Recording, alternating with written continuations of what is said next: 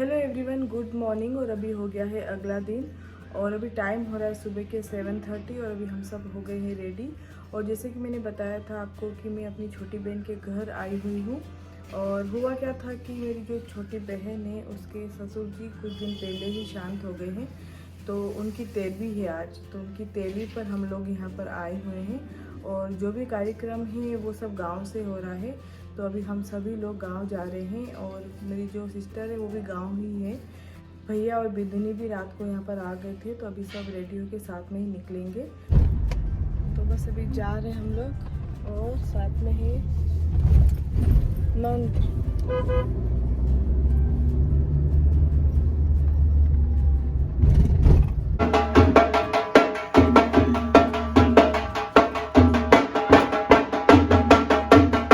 और हम लोग भी पहुंच गए थे गांव। पगड़ी की रस्म होने से पहले ही पहुंच गए थे, तो रस्म वगैरह सब हुई। उसके बाद अभी यहाँ पर जमाईसा और उनके छोटे भाई की अभी यहाँ पर आरती कर रहे हैं जीजा। ये जमाईसा के बड़े पापा की लड़की हैं जो आरती कर रहे हैं वो। और अभी यहाँ पर बस सब कपड़े देने की रस्म हो रही है। मेरी सिस्टर है, उनकी देवरानी है, तो बिंदनी लाए हैं पीहर से जो कपड़े आते हैं वो सब दे रहे हैं अभी।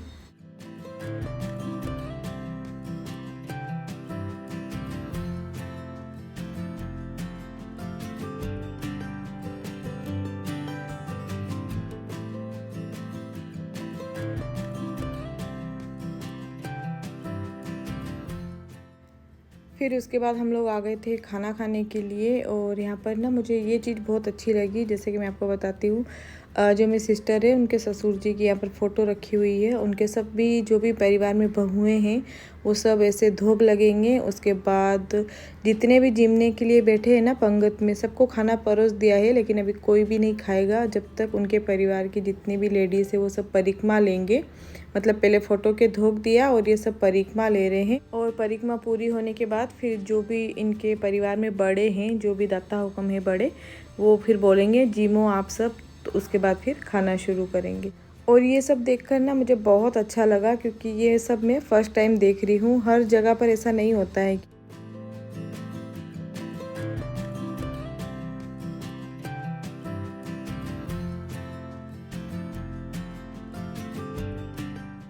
और खाना खाने के 1 घंटे बाद फिर हम लोग भी निकल गए थे गांव के लिए। तो मैं जा रही हूँ मम्मी के घर और काफ़ी खुश हूँ, सबसे मिलना हो जाएगा फिर से। और नागदा में रुके हुए हैं अभी हम लोग, चाय पी रहे हैं, उसके बाद फिर आगे जाएंगे। रानू में और प्रिया वाले जवाई साहब भी आए हुए थे, मेरी सिस्टर के ससुराल। तो हम सब साथ में ही निकले थे गांव के लिए। और जवाई साहब को भी रानू ने बोला था कि आप भी चलिए गांव, सबसे मिलना हो जाएगा, काको साहब से भी आप मिल लेना।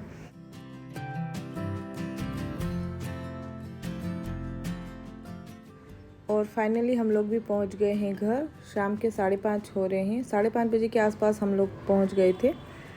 और बस गाड़ी से उतरते ही मैं घर पे गई। यहाँ पे सामान वगैरह मैंने रखा और घर पे भी कोई नहीं था, मम्मी और ये सब यहीं पर थे, काकोसा के यहीं पर। तो मैं भी यहीं पर आ गई और थोड़ी देर काकोसा के पास बैठे, मिले उनसे, उनकी तबीयत पूछी। रीशु के पापा, जमाई साहब सभी बैठे हुए थे।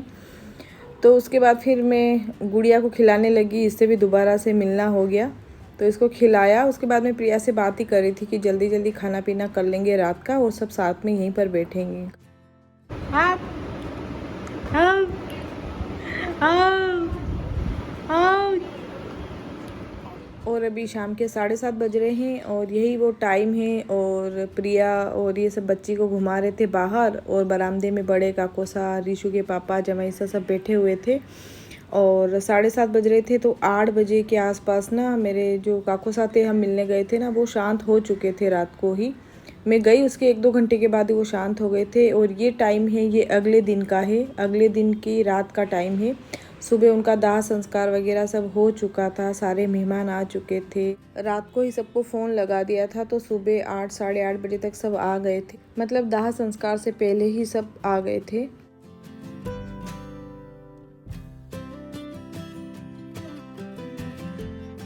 और अभी यहाँ पर जो है वो खाना बन रहा है। अब 12 दिन तक सभी जो भी परिवार है, जितना बहुत बड़ा परिवार है मेरा, तो सबका खाना 12 दिन तक यहीं पर बनेगा। लंच डिनर सब यहीं पर करेंगे। तो बस अभी जितने भी परिवार में भाभी सा है सब आ जाते हैं टाइम टू टाइम, मिलजुल के मतलब सब कर लेते हैं। और मैंने भी सोचा नहीं था इतना सब कुछ हो जाएगा अचानक से। मैं तो मिलने गई थी और मिल के मुझे दूसरे दिन तो निकलना ही था, लेकिन मतलब पल भर में ना पूरा शाम से लेके अभी तक पूरा माहौल ही चेंज हो गया।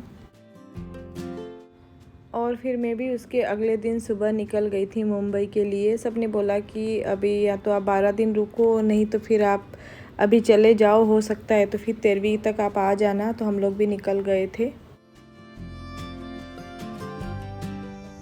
तो अभी रुके हुए हम लोग हाईवे पर। गाड़ी ख़राब हो गई है, गाड़ी ठीक होगी तभी हम लोग आगे बढ़ेंगे। तो किसी को बुलाया है भैया ने फ़ोन करके, तो वो लोग आए हैं। और इतनी गर्मी लग रही है ना, एक तो एसी भी बंद हो गया और बाहर बिल्कुल भी हवा नहीं चल रही है। और अभी हम लोग पहुंच गए हैं सेंधवा के आसपास। और गाड़ी भी यहाँ पर ठीक नहीं हुई तो इसको गैरेज में लेके जाएंगे। तो भैया ने हम लोगों को जो है वो होटल में उतार दिया था कि आप यहाँ पर लंच वगैरह करो, तब तक मैं गाड़ी ठीक करवा के आता हूँ। और फिर गाड़ी 2 घंटे के बाद ठीक होके आई, तब तक हम होटल में बैठे रहे लंच करने के बाद भी। और अभी हम पहुँचे हैं कसारा घाट और रात के 11 बज चुके हैं। इस बार काफ़ी लेट हो चुके हम लोग। और आज जब से मैं घर से निकली हूँ ना सुबह से, तब से मुझे आज बिल्कुल भी अच्छा नहीं लग रहा है। मतलब किस काम के लिए हम लोग गए थे और इतना सब कुछ हो गया। मतलब मैंने सोचा नहीं था कि जब मैं वापस मुंबई आऊँगी तो इतना सब कुछ हो जाएगा।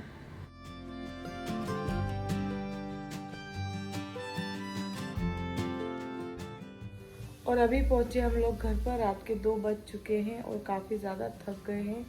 और बस अभी मैं सोऊंगी, फिर सुबह मिलती हूँ आपसे। और अभी टाइम हो गया सुबह के 12:30 और रात को तो काफ़ी लेट हो चुके थे हम लोग और काफ़ी थक भी गए थे। इस बार का जो सफ़र था वो काफ़ी लंबा हुआ हम लोगों का।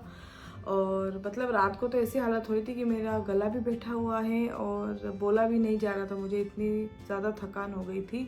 तो हुआ ये था कि मेरी जो बहन है उनके ससुर जी ऑफ हो चुके थे, तो हम लोगों को जाना ही था वहाँ पर बैठने के लिए। तो मेरे भाई का फ़ोन आया तो मैंने उसको बताया कि हम लोग फ़्लाइट से आ रहे हैं और इंदौर उतर के फिर हम लोग टैक्सी करके देवास चले जाएंगे।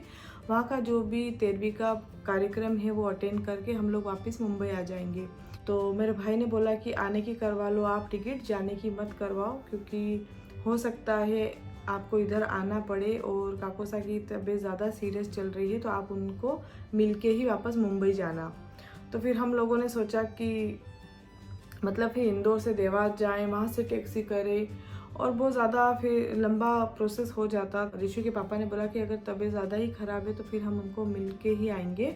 तो ऐसा करते हैं, यहीं से हम गाड़ी से ही जाते हैं, क्योंकि वो बीच में कई बार ऐसे बीमार हुए हैं, एडमिट भी होते थे हॉस्पिटल में और ठीक भी हो जाते थे, घर भी आ जाते थे। तो हम लोगों ने भी यही सोचा कि इस बार मतलब ठीक होके घर आ जाएंगे, क्यों हम लोग नेगेटिव सोचें। तो बस यही था। और फिर हम लोग देवास पहुँचे, तो वहाँ से फिर हम लोग गांव पहुँचे। वहाँ पे 13वीं का जो भी कार्यक्रम था वो अटेंड किया हम लोगों ने। और फिर मेरे भाई ने बोला कि अभी यहाँ का कार्यक्रम अटेंड हो चुका है, तभी हम निकलते हैं, घर चलते हैं। वहाँ पे आप लोग काकोसा से मिल लेना, रात रुक जाना और सुबह आप लोग मुंबई के लिए निकल जाना। फिर गांव पहुंची मैं, उसके बाद सीधा घर गई। घर पे सामान वगैरह रखा और 2 मिनट भी नहीं रुकी, क्योंकि मम्मी वगैरह सब वहीं थे, प्रिया के घर पे ही थे। तो फिर मैं उनको मिलने वहीं पर चली गई। हम सब लोग उनके पास बैठे, बातें वगैरह करी। और बस उस टाइम पे ऐसा मन मेरा हो रहा था अंदर से कि मैं ना, हम लोग इनके पास बैठे हैं तो थोड़ा सा मैं वीडियो शूट कर लूँ। और वीडियो शूट मैं कंटेंट के लिए नहीं करना चाह रही थी, मतलब मेरे दिमाग में ये चल रहा था कि मतलब थोड़ा सा एक यादगिरी के हिसाब से मैं वीडियो शूट कर लूँ। अगर मैं यहाँ से चली गई और बाद में ज़्यादा तबीयत ख़राब हो गई तो, ये दिमाग में मेरा चल रहा था। पर मैंने सोचा अभी आई हूँ, मिली हूँ, अभी पूरी रात में यहीं पर हूँ, तो आराम से उनके साथ थोड़ा टाइम स्पेंड करेंगे। वो सब में कुछ पल जो है वो मैं वीडियो बनाऊँगी कुछ देर का भी। और ऋषु के पापा से उनकी बहुत ज़्यादा बनती थी, मतलब कभी लगता नहीं था कि वो काका ससुर है, ऐसा ही बोलते थे ऋषु के पापा की नहीं ये मेरे दोस्त थे। और उनको प्यार से ना हम लोग सभी नाना भाई बोलते थे, मतलब काको सा हम लोग भी नहीं बोलते थे, उनको नाना भाई बोलते थे हम लोग। उनके पास थोड़ी देर बैठे, फिर मैं वो गुड़िया को खिलाने लगी। फिर मैं बोल के भी आई प्रिया को सबको कि जल्दी से खाना खा के फिर हम लोग रात को यहीं बैठेंगे काकोसा के पास और बातें बातें करेंगे। और ये बोल के फिर मैं घर चली गई मम्मी के पास। मैं बैठी भी नहीं थी, 5-10 मिनट भी नहीं बैठी थी, तो मैं मम्मी के पास जाके थोड़ी देर बैठी। और खाना तो बना भी नहीं था, मतलब तैयारी ही चल रही थी। आटा वगैरह लगाया बिंदनी ने, और मतलब 8-8:30 बज रहे थे उस टाइम पर। तो सब लोग इकट्ठे हो गए, अचानक से उनकी तबीयत ज़्यादा ख़राब हो गई और हम लोग मेरे घर पे बैठे हुए थे, बातें वगैरह कर रहे थे। और यही सोच रही थी मैं कि थोड़ा सा मेरा जो सामान है वो मैं सेट कर लेती हूँ, क्योंकि सुबह मुझे 5:30 बजे जल्दी निकलना है मुंबई के लिए, और काकोसा से मैं मिल ली थी। तो यही सोच रहे थे कि ठीक है 5:30 बजे जल्दी निकलना है। तो मैं सामान वगैरह थोड़ा सेट कर रही थी, मम्मी से बातें वगैरह कर रही थी, तभी रानू ने आवाज़ लगाई कि वहाँ क्यों बैठे हो, सब यहाँ आ जाओ, क्योंकि उनकी ज़्यादा तबीयत ख़राब हो गई थी। तो फिर हम सभी लोग जैसा सभी बैठे थे, कोई बिननी आटा लगा रहे थे, मैं कपड़े समेट रही थी, ये सब कर रहे थे, वैसा का वैसा हम छोड़ के काकोसा के घर चले गए। और वहाँ पे सभी लोग इकट्ठा हो गए थे। तो एक होता ना, देख के तो लग ही जाता है कि मतलब बोल नहीं पाते हैं, तो मतलब देख के लग ही गया था कि अभी ये नहीं रहे हैं। पूरी रात बाकी थी, टाइम भी 8:30 बजे का ही हो रहा था। पूरी रात सबको संभालना ये सब, तो फिर उसके बाद क्या माहौल होता है घर का और क्या होता है वो मतलब आप सभी लोग जानते ही हैं। पूरी रात कैसे निकली, हम लोगों ने कैसे मतलब एक दूसरे को संभाला, प्रिया को, काकीसा को। फिर रात को सभी को फ़ोन कर दिया था, मेरे बुआ सा मतलब जितने भी रिलेटिव हैं उन सबको फ़ोन कर दिया था। और मेरी छोटी बहन वगैरह सब आ चुके थे सुबह तक। और मेरी जो छोटी सिस्टर, उसके ससुर जी की उसी दिन 13वीं का जो कार्यक्रम था वो ख़त्म हुआ था उसी दिन सुबह। और रात को फिर ये मेरे काकोसा ऑफ हो चुके थे, तो वो भी बेचारी फिर वहाँ से भागे भागे सुबह फिर ये सब लोग 3 बजे रात को निकले वहाँ से। तो सुबह तक 8-8:30 बजे तक तो सारे ही बुआ सा, जीजा, मेरी सिस्टर वगैरह ये सब आ चुके थे। और उसके बाद फिर उनका दाह संस्कार हुआ। फिर ऐसा हुआ कि अभी क्या करें, हम लोग 12-13 दिन यहाँ रुके, तो बच्चे यहाँ पर अकेले हैं, और कुछ समझ में नहीं आ रहा था कि रुके या जाए या गाड़ी वापस भेजें। तो फिर सब ने बोला कि अभी बच्चे भी घर पे अकेले हैं तो आप चले जाओ, हो अगर हो इतनी दूर से अगर आना पॉसिबल हो तो 13वीं तक आ जाना, नहीं तो कोई बात नहीं आप जाओ अभी। और यही सही था हम लोग आए, क्योंकि बच्चों के भी अभी काफ़ी प्रोसेस, कॉलेज का सब कुछ बाकी है, यूनिफॉर्म लाना बाकी है, ये सब काम थे।